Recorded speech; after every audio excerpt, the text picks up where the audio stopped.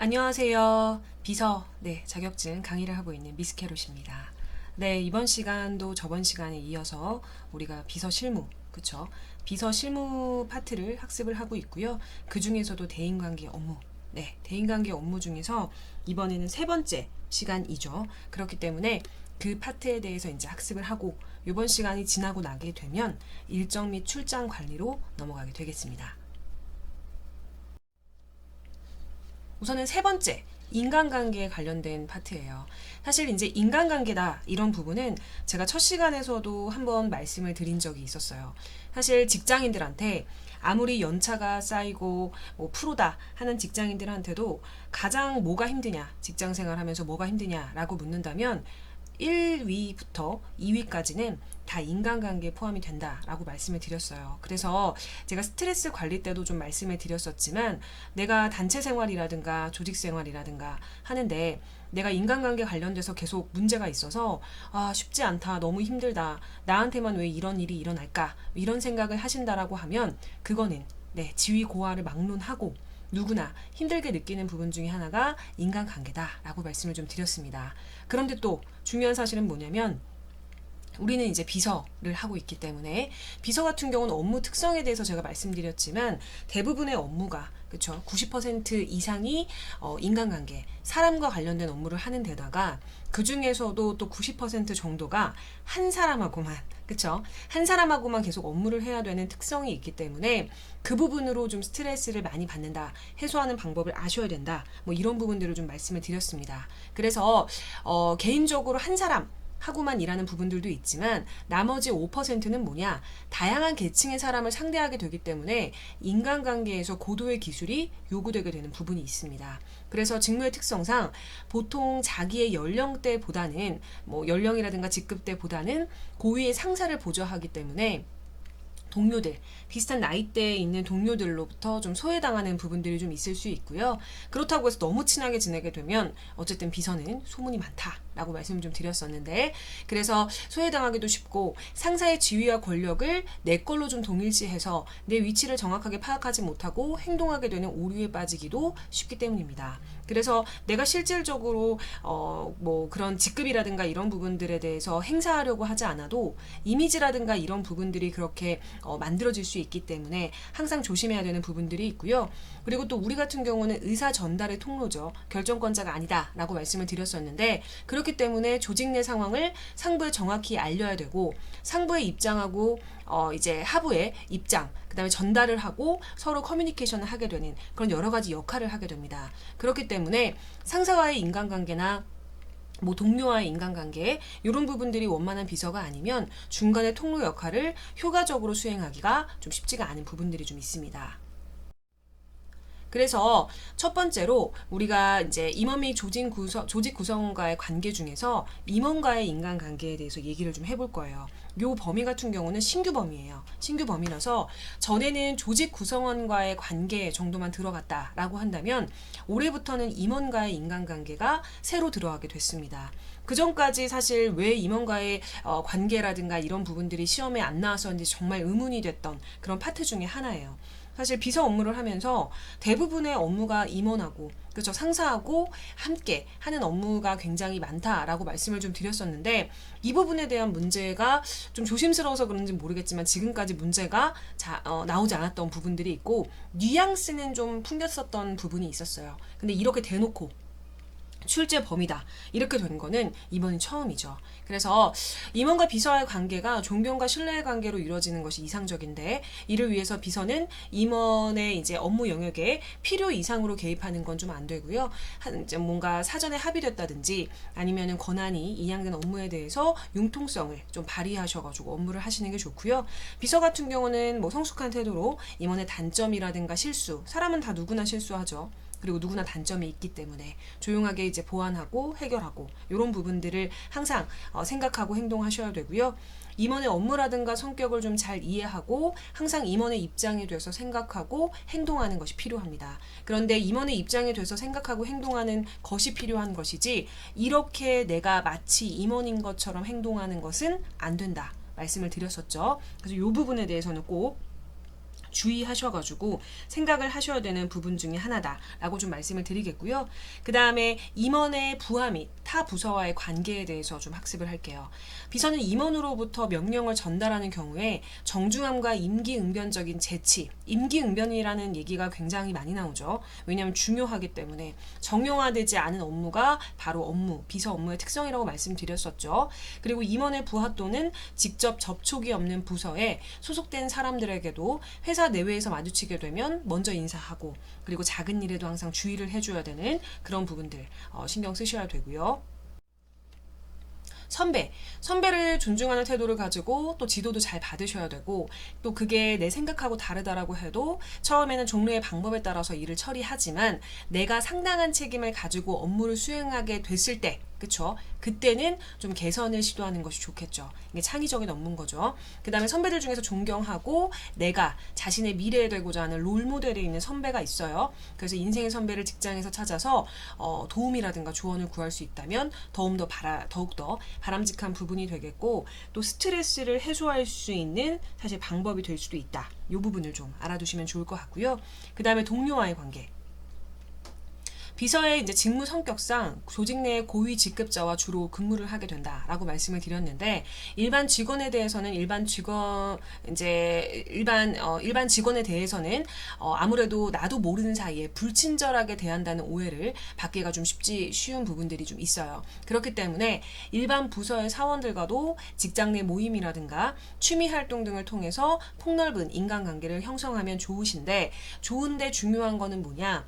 기민한 부분이라든가 기밀한 부분들을 노출하지 않기 위해서 굉장히 조심을 하셔야 된다라고 말씀도 드렸고 그 다음에 직장 내에 빅마우스 있다. 그렇죠. 빅마우스 무조건 있다고 했잖아요. 모든 사람들이 자기 직장이 가장 까다롭고 소문이 빠르다고 하지만 제가 다녀봤을 때 결론을 말씀드리면 모든 직장은 소문이 빠르고요. 원래 소문처럼 빠른 게 없죠. 그렇기 때문에 그런 오해라든가 이런 부분들에 대해서 미연에 방지하고자 사람들을 조금 미안하긴 하지만 가려서 친분을 쌓을 만한 그런 필요성이 좀 있다. 이런 부분들 말씀을 좀 드리고 싶고 그 다음에 후배와의 관계. 후배로부터 신뢰할 수 있는 선배, 이해심 많은 선배로 존경을 받으려면 내 경험을 기초로 해서 친절하게 이제 지도를 하시는 게 중요한데 선배의 입장에서 여러 가지 도움을 제공해서 신뢰받는 선배, 고충을 잘 들어주는 선배로서의 자세를 좀 확립하시면 좋겠습니다. 그리고 두 번째는 내방객과의 관계예요. 그래서 비서는 회사를 방문하는 내방객한테 그 조직과 임원에 대한 첫인상을 준다라고 말씀을 드렸죠. 그래서 제가 비서가 회사의 얼굴이다 라는 부분에 대해서 굉장히 장황하게 앞에도 설명을 많이 드렸었는데 그 회사의 얼굴이다 라고 하는 부분을 신체적인 부분에 국한해서 생각하지 마셔라. 발음이 이렇게 꼬이는데 북한에서 보시지 마셔라 라고 했던 이유가 어쨌든 처음 만나는 사람이 비서일 가능성이 높기 때문에 초도 효과를 위해서 비서가 얼굴이다 상징적으로 얘기하는 것이다 라고 말씀을 좀 드렸었죠. 그래서 전화를 받거나 내방객을 응대할 때는 내 마음에서 우러나오는 친절함 그 다음에 상대를 위한 배려의 자세 뭐 이런 부분들 그렇다라고 하면 그 조직에 대해서 좋은 인상을 가지게 되겠죠. 한 명이 뭔가 전체를 대변하는 것 같은 그런 상황들이 펼쳐진다라는 부분이고요. 그 다음에 내방객을 응대하는 입장에서는 내방객을 공평하게 하시는 것이 중요한데 모든 내방객한테 친절하고 한결같은 마음으로 정성껏 응대하시는 거 중요합니다. 무슨 얘기인지 아시겠죠? 그래서 직장 예절에 대해서 좀 살펴보도록 하겠습니다. 호칭 사실 호칭이 예민하고 민감한 부분 중에 하나예요. 그래서 간단하게 좀 보도록 할 텐데 상위자에 대해서 올바른 호칭에 대해서 좀 보도록 하겠습니다. 우선은 임원의 성과 직위 다음에 님의 존칭을 붙이게 됩니다. 그래서 예를 들면 김국장님, 이상무님 뭐 이런 식으로 붙이시는 거예요. 그렇고 익숙하거나 성명을 모르게 되면 직위에만 님의 존칭을 붙이게 되는 거예요. 그래서 아까 김국장님 하셨던 걸 국장님, 상무님 이렇게 하시면 됩니다. 그리고 임원한테 나 스스로를 지칭하게 될 경우는 저 또는 성이나 직이나 뭐 직무명을 사용하게 되는 거예요. 그래서 저는 임씨이기 때문에 임과장입니다. 네, 비서실장입니다. 라고 하면 됩니다. 무슨 얘기인지 아시겠죠? 그리고 하위자 또는 동급자에 대한 올바른 호칭. 하위자나 동급자한테는 성과 직위 또는 직무명, 임과장, 비서팀장 이렇게 하시면 되겠습니다. 그리고 초면이나 선임자나 연장자일 경우에는 님을 붙여야 돼요. 이게 보통 상례입니다. 무슨 얘기인지 아시겠죠? 그리고 만약에 초면이라든가 선임자인데 연장자는 아니야. 그래도 님을 붙입니다. 그리고 하위자나 동급자 간의 자기의 호칭은 나를 사용하시면 되겠습니다. 그쵸? 그 다음에 차상위자에게 상위자를 호칭할 때 예를 들어서 사원이 국장 앞에서 과장의 지시를 보고하는 거예요. 그럼 여기서 제일 직급이 높은 사람은 누구예요? 직급이 높은 사람. 이 사람이죠. 국장이야. 1번. 그쵸? 그리고 사원이 국장 앞에서 과장의 지시, 그럼 과장이 2번. 그 다음에 3번이 되겠죠. 순서상. 그쵸? 그렇다라고 하면은 국장 앞에서 과장의 지시를 보고하는 거죠. 그러면 임과장이 그쵸? 물론 사원 입장에서 과장의 직급이 높긴 하지만 국장보다는 직급이 낮아요. 그렇기 때문에 임과장님이 이렇게 하지 않습니다. 네, 임과장이 지시한 일이 있습니다. 뒤에는 존대를 쓰게 되는 형태죠. 그래서 사실 이 언어에 대한 부분을 제가 상당히 많이 얘기를 하게 될 거예요. 이번 파트뿐만 아니라 비서 업무를 하게 될 때 사실 언어에 대한 부분들이 많이 차지를 하기 때문에 그래서 언어가 사실 별게 아닌 것 같지만 한국 사람인데 영어를 못하는 건 너무 당연하죠. 일본어 못하고 영어 못하고 뭐 이런 부분들은 당연한데 한국말 내가 아는 부분들은 좀 사실 똑바로 쓰려고 노력을 해야 되는 부분이 있는데 내가 높여야 될 곳과 높이지 말아야 될 곳을 그쵸? 높이는 경우 뭐 이런 경우들이 굉장히 많아요. 그래서 가끔씩 뭐 영어라든가 일반 뭐 여타의 여러 가지 외국어들이 있는데 외국어에 대해서 못하는 것에 대해서는 굉장히 예민하게 굴면서 한국어 자체를 똑바로 쓰지 못하는 사람들이 굉장히 많습니다. 근데 그거는 정말 잘못된 거죠. 부끄러운 거죠. 그렇기 때문에 우리는 외국 사람이기 때문에 외국어를 못할 수 있어요. 뭐 그건 당연하죠. 그런데 한국 사람이라면 그래도 내가 노력할 수 있는 한도 내에서 노력을 하시고 올바르게 쓰시려고 노력을 하셔야 됩니다. 무슨 얘기인지 아셨죠? 그리고 이제 유의해야 될 호칭. 유의해야 될 호칭이 있습니다. 사실 그 호칭에 대한 부분들은 여기서 정리하기가 다 쉽지 않은 부분이지만 좀 간단하게 말씀을 드리려고 하는 부분입니다. 임원에 대한 존칭은 호칭에만 씁니다. 그래서 국장님실 이렇게 말하지 않아요. 사장님실 이렇게 말하지 않습니다. 국장실. 사람한테만 쓰는 거예요. 마치 이게 뭐냐면 제가 앞에서 얘기했었던 것 중에서 사람을 높여야 되는데 사물을 높이거나 높이지 말아야 될 것들을 높이는 경우가 있습니다. 이러면서 사례가 잘 생각이 나지 않아요. 라고 했던 부분 기억나시죠? 마치 그런 거예요. 국장님실 방을 올리는 겁니다. 방. 그 룸을 올리는 거예요. 룸은 올림의 대상이 아니죠. 사람이 올림의 대상입니다. 그렇기 때문에 국장님실이라고 하지 않아요. 국장실이라고 합니다. 그리고 문서에는 원칙적으로 임원의 존칭을 생략합니다. 그래서 국장님 지시 이렇게 말하지 않아요. 이건 구어체입니다. 어떻게 보면은. 근데 문서에서는 국장 지시라고 얘기를 합니다. 그 사람을 낮추는 것이 아니라 문서에서는 원래 그렇게 작성합니다. 그래서 이 부분에 대해서도 좀 신경을 쓰셔야 되고 본인 그쵸? 본인이 임석하의 지시를 전달할 때는 님을 붙이게 되는 것이죠. 그래서 국장님 지시사항을 전달하겠습니다. 뭐 이런 식으로. 그래서 별게 아닌 것 같지만 실수하는 경우가 굉장히 많고 이거는 시험이 아니어도 평상시에 본인이 사용하는 부분에 대해서 항상 유의 깊게 보셔야 되는 부분이죠. 그 다음에 두 번째 인사예절이에요. 인사는 내가 먼저 하는 것이 좋습니다. 물론 순서는 있죠. 직급이 낮은 사람이 높은 사람한테 뭐 이런 여러 가지 순서가 있지만 먼저 하는 게 모든 사실 어떻게 보면 툴을 깰 정도로 어떻게 보면 당연한 부분들이죠. 상황에 맞게 하시고요.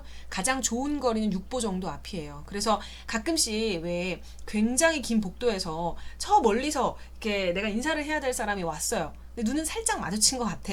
근데 끝에서부터 인사하기도 좀 애매하고 약간 그럴 때 있잖아요. 누가 봐도 명백하게 나랑 눈이 마주쳐가지고 눈인사 수준까지 했어. 심지어 내 눈이 너무 잘 보여서. 그렇다면 어쩔 수 없지만 보통 인사를 하게 될 때는 6보에서 10보 정도 제일 적당합니다. 그리고 이제 만약에 측방이라든가 갑자기 만났을 때 있잖아요. 아무리 가까워도 상황에 따라서 즉시 인사를 하시면 되겠고요. 머리만 숙이면 안 되고 허리와 일직선이 되도록 상체를 숙이는 우선은 모습을 보여주시는 게 좋죠. 그리고 인사 전후로 좀 부드럽게 상대방의 시선에 초점을 맞추시는 것이 좋겠고 그 다음에 근무 예절, 출근하고 퇴근하는 거. 늦어도 근무 시작 20분 전까지는 출근합니다. 물론 일반 일반 업무 하시는 분들 있잖아요. 저는 이제 비서 업무에 관련된 근무 예절을 말씀드리는 건데, 일반 업무를 하시는 분들 같은 경우 10분 전 정도까지 출근해도 무방합니다. 사실 완전히 그냥 정각에 맞춰서 하시는 분들도 있는데, 우선은 그분들 같은 경우는 앉자마자 사실 원래는 계약된 상황에 의하면 만약에 9 to 6다. 9시부터 6시까지 근무를 하는 거다. 그럼 9시까지 오면 안 돼요.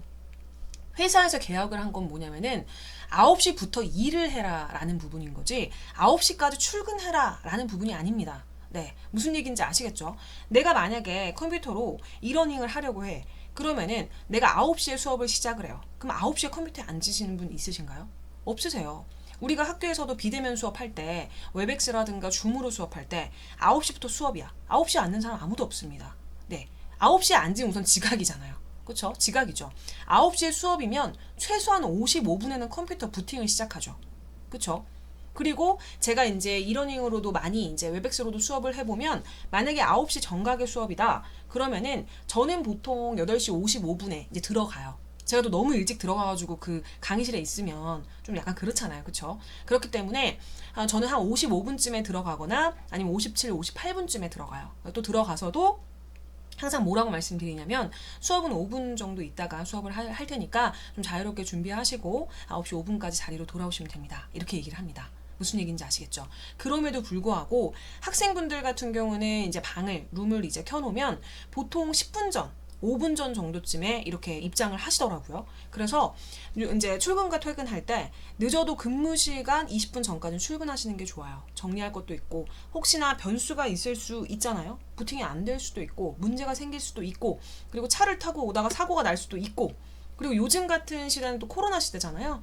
그래서 친구가 출근을 하는데 경부고속도로가 꽉 막혔대요. 평상시에 출근하는데 한 50분 정도 걸리는데 요즘에는 1시간 한 2, 30분 걸린대요. 왜냐면은 그 선별 진료소에 가까운 고속도로 쪽에는 뭔가 차가 밀려져 있고 이런 부분들이 좀 있나 봐요. 그래서 이런 부분들을 생각한다라고 하면 좀 미리미리 하시는 게 좀 좋겠고요. 그 다음에 퇴근 시에는 임원한테 필요한 보고를 하고 퇴근하시는 거 알고 계시죠? 그리고 비서들 같은 경우는 거의 뭐 사실 절대라는 말을 잘 사용하고 싶지 않은데, 절대로 임원보다 먼저 퇴근하는 일은 없죠. 네, 절대로 반드시랑 절대는 좀 다르니까 절대로라는 얘기는 잘 사용하고 싶지 않지만, 어쨌든 임원보다는 먼저 퇴근하는 비서는 본 적이 없습니다. 뭐 어떤 사정이 있지 않은 한, 그쵸? 업무가 있어서 외부에서 뭐 업무를 본다거나, 그것도 이제 개인적인 업무는 아니고 그러니까 이제 조직에 관련된 업무겠죠. 그래서 먼저 하는 경우는 없기 때문에 보고를 하고 퇴근을 하게 되는데, 보통은 보고하고 퇴근할 일이 많이 없죠. 임원이 보통 먼저 퇴근하시기 때문에. 그래서 그런 부분들 좀 체크해 주시면 좋겠고, 지각과 조퇴에 대해서 좀 보도록 할게요. 그래서 지각이라든가 조퇴는 내가 충분히 할 수 있어요. 내가 뭐 개인적으로 뭐 어제 저녁에 늦게까지 게임을 하다가 늦어서 늦잠 자가지고 뭐 이런 상황들이 아니라고 하면은, 내가 어찌할 수 없는 외부적인 환경 때문에 출근 시간이 늦어지게 되는 상황이 생길 수 있어요. 그때는 고민할 필요 없이 뭐 혼나고 자시고 고민할 필요도 없어요. 연락 취하셔야 돼요. 그래서 전화했을 때 사유랑 출근 예정 시간을 정확하게 보고하셔야 됩니다. 그래도 조금 여유 있게 보고하시는 게 좋겠죠. 내가 만약에 지금 사이즈 보니까 티맵에 카카오 내비에 9시 정각에 도착할 것 같아. 그렇다고 해서 제가 9시에 지금 도착할 것 같은데요, 이렇게 말씀하시면 안 됩니다. 네, 그래도 얘기를 한 시간보다는 단 1분이라도 일찍 도착해야 화가 덜 나요, 상대방이. 그렇기 때문에 내가 만약에 내비에서 내비를 봤는데 9시 5분이다. 9시다. 그러면은 제가 9시 5분 정도까지 도착할 수 있을 것 같은데, 그러면은 그렇게 말하면 그 사람도 9시 5분까지는 어찌할 수가 없기 때문에 기다린단 말이에요. 무슨 얘기인지 아시겠죠? 그래서 그 부분에 대해서 항상 이제 생각하고 보고를 하셔야 되고, 그 다음에 지각했을 때 걸려올 전화라든가, 만약에 내방객이 방문 예정이야. 그러면 동료 비서한테 협조를 요청해서 사전 조치를 좀 취하셔야 되고, 그리고 지각을 했을 때 임원에게는 물론 동료한테도 좀 죄송하다 이런 인사를 좀 하신 다음에 내 자리에 가서 앉고, 그리고 조퇴할 때는 사전에 보고하고, 그 다음에 하던 일은 임원의 지시를 이제 받아가지고 좀 처리하고 가시는 그런 부분들이 좀 필요할 것 같아요. 사실 저도 비서를 할 때 저희 외할머니가 돌아가셨어요. 외할머니 돌아가셨고, 사실 이제 알고는 있었죠. 며칠 전부터 이제 숙한으로 돌아가셨기 때문에 며칠 전부터 좀 이렇게 뭐 위태위태하다 요런 얘기를 좀 들었었고, 저희 부모님한테도 뭐 언제든 뭐 얘기는 이제 들을 수 있지만 듣고 나서 이제 바로 오지는 않아도 된다. 엄마가 이제 연락을 하겠다. 이렇게 말씀을 해주셨는데 오전에 연락이 왔어요. 그래서 미리 이제 사실 뭐 가족하고도 얘기가 된 게 있었지만 그날 제가 회사에서 굉장히 바쁜 부분이 좀 있었거든요. 그래서 오전에 10시 뭐 9시 뭐 이렇게 빨리 이제 거의 업무 시작하자마자 연락을 받고 바로는 말씀을 안 드리고 급한 업무가 이제 빨리 끝난 다음에 팀장님한테 가서 이제 말씀을 드렸더니 아 그러냐고 그러면서 빨리 가봐 이러시는데 아니요 제가 이 부분에 대해서는 저희도 이제 준비를 하고 있던 부분이 있어서 어차피 오늘 해야 될 일 다는 못하고 가지만 어느 정도까지는 하고 가도 된다. 지금 상황이 그런 상황이다. 그러니까 이제 팀장님도 처음에는 이제 막 놀라셔가지고 그렇게 하시다가 오케이 알겠다고 하면서 아 제가 그럼 지금 저희 대표님한테 말씀을 드려도 될까요? 그랬더니 오케이 우선은 급한 거 끝났으니까 가서 말씀드려 이래가지고 들어가서 말씀을 좀 드렸더니 대표님도 빨리 가라고 막 이러시는 거예요. 근데 빨리 가고 나면 좀 문제가 있을 만한 업무들이 좀 있었어요. 그래서 저도 제가 팀장님한테 말씀드렸던 것처럼 대표님한테 말씀을 드리니까 그래도 대표님이 조금 아니다 이러면서 가라고 막 하셨었는데 이렇게 제가 아니다 이거 진짜 부담스럽게 해드리려고 하는 게 아니라 요거까지 처리를 하고 가야 제가 갔다 왔을 때 또 뭔가 할 수 있다 괜찮다 저희 이제 뭐 이런 상황이다 이렇게 했더니 알겠다 그러면서 오전에 그 부분 하고 내가 혹시 없어도 그냥 가도 괜찮다 이렇게 말씀을 해주셔가지고 처리하고 갔었던 사실 기억이 있습니다. 그렇고 그다음에 이석과 외출 목적지라든가 행선지 뭐 용건, 소요시간이라든가 귀청시간 내가 들어오는 시간 알리셔야 되고 외출일 경우에는 시간이 길건 짧건 간에 임원의 허락을 받으셔야 되죠. 그리고 내가 30분 이상 자리를 비우게 될 때 있죠. 이때는 책상 위를 정리하시는 게 좀 중요하죠. 그래서 요거 같은 경우는 제가 전에도 말씀드렸었지만 이유가 뭐냐면 보안사항이라든가 기타 기밀사항이 좀 있기 때문에 요 부분 때문에 좀 정리를 하셔야 되는 부분이 있고 그 다음에 외출한 곳에서 시간이 지연될 수 있죠. 그럼 연락하셔야 돼요. 그리고 일을 끝내고 집으로 직접 귀가할 때도 사무실로 전화를 거셔야 돼요. 아니면 대표님한테만이라도 내가 이제 보조하는 상사한테라도 얘기를 좀 하셔야 되고 그 다음에 문을 들어서고 나갈 때 문을 열고 닫을 때, 뭐, 이거는 요즘에 뭐, 굳이 말씀드릴 필요가 없을 정도로 대부분의 사람들이 너무나 당연하게, 그치, 하는 부분 중에 하나인데, 뒤에 오는 사람을 위해서 잠시 문을 잡아주는 거 일반적인 예의죠. 이건 뭐, 매너라고 할 것도 없어. 뒤에 사람이 오는데 그냥 나가는 사람 없으시죠? 이거 강의 들으시는 분들 중에서. 저는 지금까지 한 번도 본 적이 없습니다. 제가 성인이 된 다음부터, 앞에 누가 먼저 가시는데, 굳이 이제 뭐 전화나 뭐 이렇게 음악을 듣거나 자기만의 세계에 빠져가지고 가시면 또 그럴 수도 있는데 공교롭게도 저는 없었어요. 지금까지 그런 적이 없었어가지고 뒤에 그 사람들 뒤를 따라가면서 문을 열려고 했을 때 다 잡아주셨어요. 그래서 이건 너무나 당연한 거예요. 그러니까 저한테 다 누군가가 잡아주니까 저도 당연히 문을 열고 닫을 때 뒷사람을 볼 수밖에 없어요. 내가 지금까지 다른 사람에게 받아온 매너와 예의가 저도 다른 사람한테 당연히 해야 되는 부분이기 때문에 그래서 이건 일반적인 예의고요. 그리고 남녀가 같이 문을 들어서고 나갈 때는 남성이 문을 열고 먼저 들어가거나 그리고 나가서 여성을 위해서 문을 잡아주는 게 좋고요. 그 다음에 이건 여자건 남자건 사실 상관은 없어요. 다 서로 그렇게 해야 돼. 그런데 이건 이제 교과서적인 내용이기 때문에 시험 문제에 이렇게 나올 수도 있어서 제가 굳이 써놓은 겁니다. 그리고 좁은 계단을 올라갈 때는 아까도 말씀드렸듯이 남성이 여성보다 앞서는 거예요. 그리고 내려갈 땐 여성이 앞서는 거죠. 왜냐하면 이거는 보통은 여자들이 치마를 입기 때문이고 그 다음에 이제 선이 드러나는 여러 가지 뭐 그런 사유들도 있고 그렇습니다. 그리고 여성 혼자 있는 사무실 방문할 때, 방문하실 때 출입문을 조금 열어놓으시는 게 매너입니다.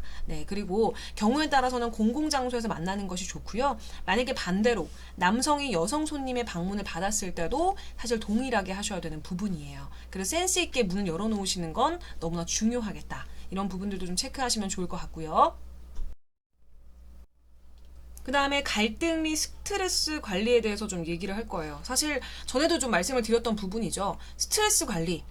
이거 신규 출제 범위입니다. 굉장히 중요해요. 왜 신규 출제 범위가 됐을까요? 두 가지 의문이 들어요. 지금까지 왜 없었는지가 우선 궁금하고 두 번째는 뭐라고 해야 되지? 드디어 이제 비서가 얼마나 스트레스를 받는지에 대해서 뭔가 이렇게 문서적으로도 남겨놓을 때가 됐구나. 뭐 이런 생각이 들어가지고 두 가지 생각이 드는데 어쨌든 이 부분에 대해서 이제 새로 출제가 되게 되었습니다. 그래서 일반 직장인들도 제가 계속 말씀드렸듯이 여러 가지 상황들에 의해서 갈등을 겪을 수 있어요. 그렇죠? 그렇지만 임원과의 업무의 대부분이 밀접하게 접촉되게 되는 비서의 특성상 갈등의 빈도가 더 잦을 수밖에 없어요. 그래서 우리는 항상 어쨌든 문제를 해결할 방법을 찾고 적극적으로 문제를 해결하고, 그렇죠? 직장 내 문제를 내가 개인적인 문제로 만들지 않으려는 노력을 해야 돼요. 왜냐? 왜 안 만들어야 되는 줄 알아요? 내 몸은 소중하니까요. 네. 직장을 나가서까지 내가 직장에 있는 문제가 연장이 돼가지고 내 스스로가 힘들다면 그거는 뭐 있으면 안 되는 일이겠죠.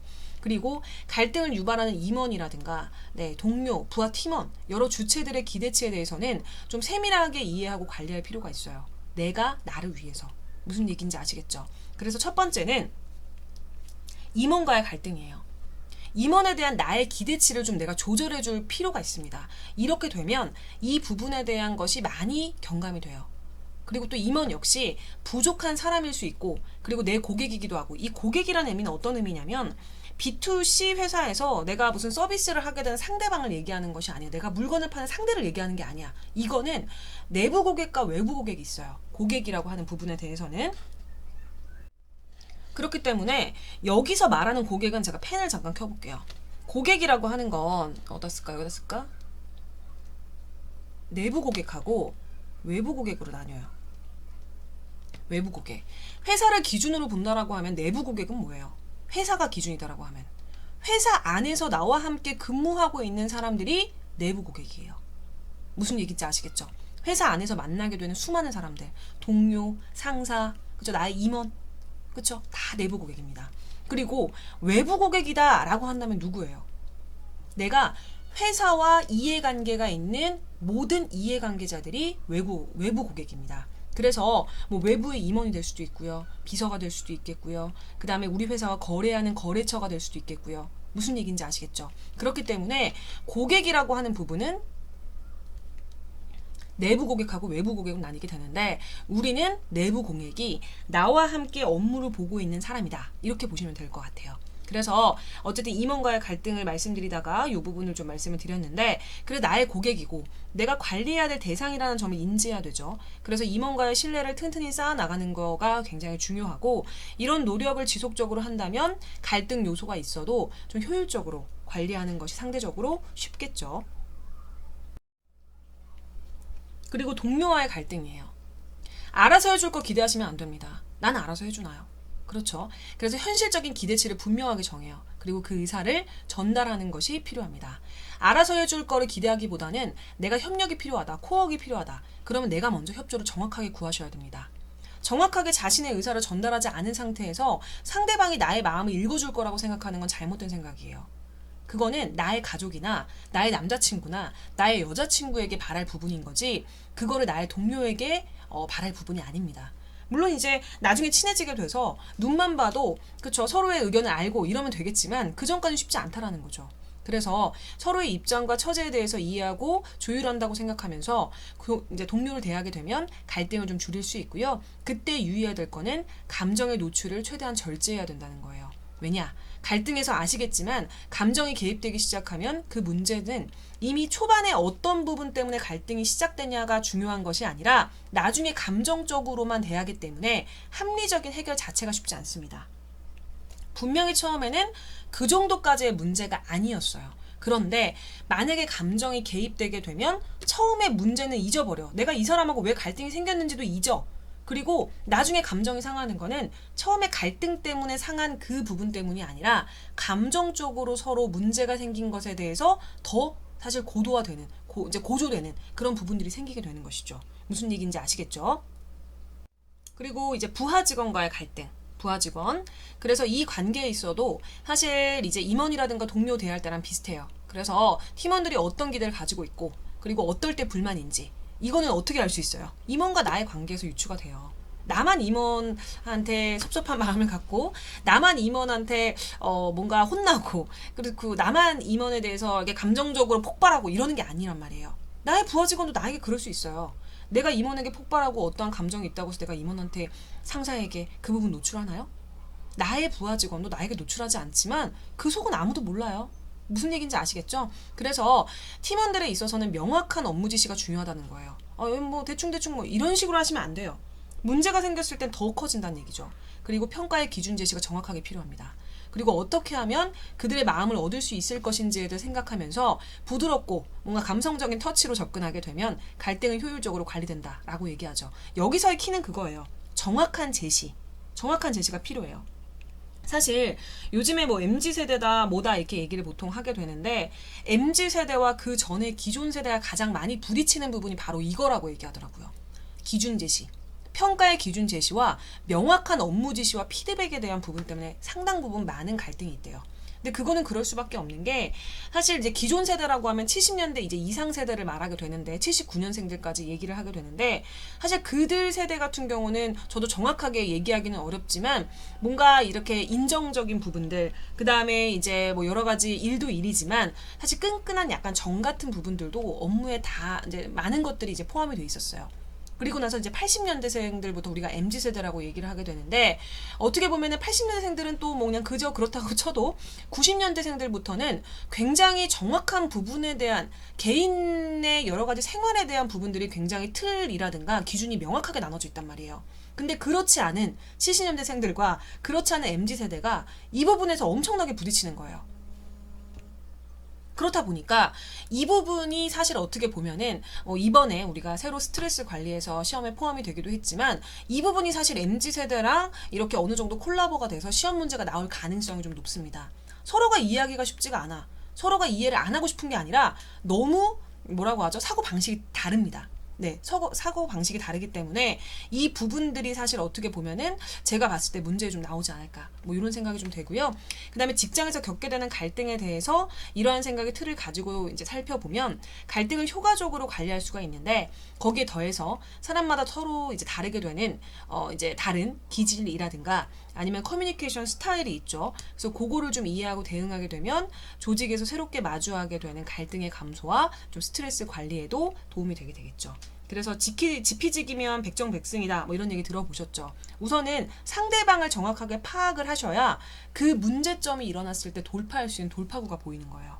그렇기 때문에 그 부분에 대해서 좀 신경을 쓰시면 좋을 것 같고요. 우선은 이제 우리가 이제 이론은 다 나갔기 때문에 문제를 한번 풀어보도록 할게요. 그래서 43번 문제예요. 우리가 100제 문제 중에서 43번 문제를 풀 거고 인간관계 우리가 학습을 했기 때문에 인간관계에 관련된 부분을 우리가 문제를 좀 풀어볼 거고요. 이 문제 같은 경우는 2019년 11월 10일 1급 문제고 8번으로 나왔던 문제입니다. 네, 문제를 좀 읽어드릴게요.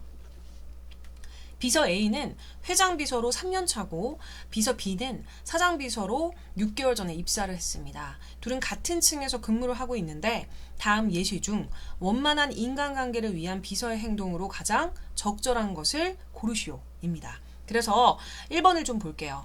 비서 A, 회장 비서죠. 비서 B에게 비서라는 직업은 상사와 회사에 관한 보안 업무가 많기 때문에 직장 내 동호회에 가입하지 말라고 조언하였다. 네, 1번이고 이제 2번.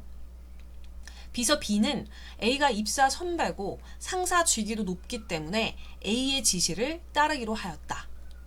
네, 그렇고 3번. 비서 업무평가표가 합리적이지 않다고 판단하여 A와 B는 의논하여 시정 건의서를 작성하여 각자의 상사에게 제출하였다. 네, 그리고 비서 B는 사장을 보좌할 때 애로사항이 많아서 입사 선배인 A에게 상사 보좌의 노하우를 물어보고 업무 시 적용해보는 노력을 했다. 네, 뭐가 답일까요? 우선 답은 4번입니다. 4번. 네, 아마 맞추신 분들도 있으실 거라고 보는데 조금 애매하죠. 첫 번째 같은 경우는 이제 직업이라는 게 회사와 상사에 대한 보안 업무가 많은 거는 맞아요. 그리고 직장 내 동호회에 가입하지 말라고 조언하는 것도 사실 딱 들으셨을 때 아마 헷갈리실 거라는 생각이 좀 드는데 사실 실질적으로 이렇게 조언하는 비서들도 많습니다. 그렇지만 원만한 인간관계를 위한 비서의 행동으로 적절하지는 않아요.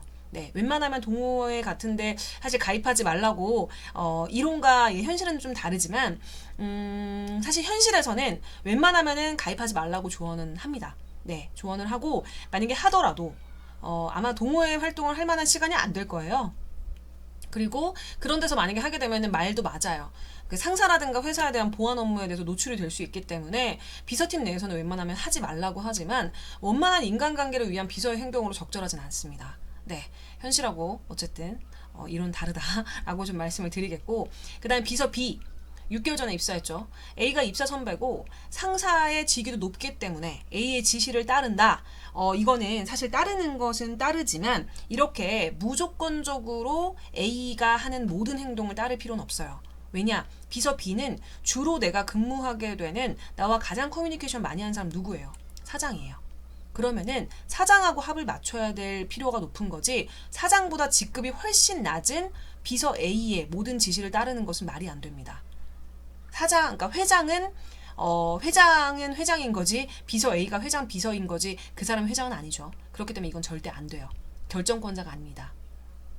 그리고 비서 업무평가표가 합리적이지 않다고 판단해서 A와 B가 의논해서 시정건의서를 작성해서 각자의 상사에게 제출하였다? 뭐 이런 얘기는 들어본 적도 없습니다. 말도 안 되는 얘기입니다.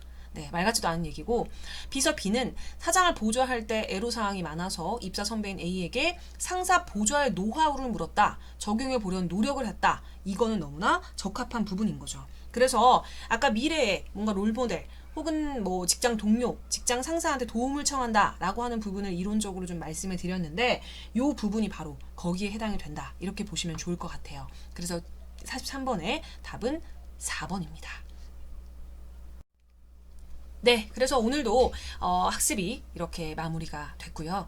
네, 학습이 하실만 하신지 제가 잘 모르겠네요. 네, 그래서 어쨌든 오늘도 수업하시느라 학습하시느라 고생 많으셨고요. 네, 구독과 좋아요, 알림 설정까지 네, 해놓으시면 학습에 도움이 많이 되실 것 같습니다. 네, 오늘 하루도 즐거운 하루 보내시고 다음 시간에 뵙겠습니다. 고맙습니다.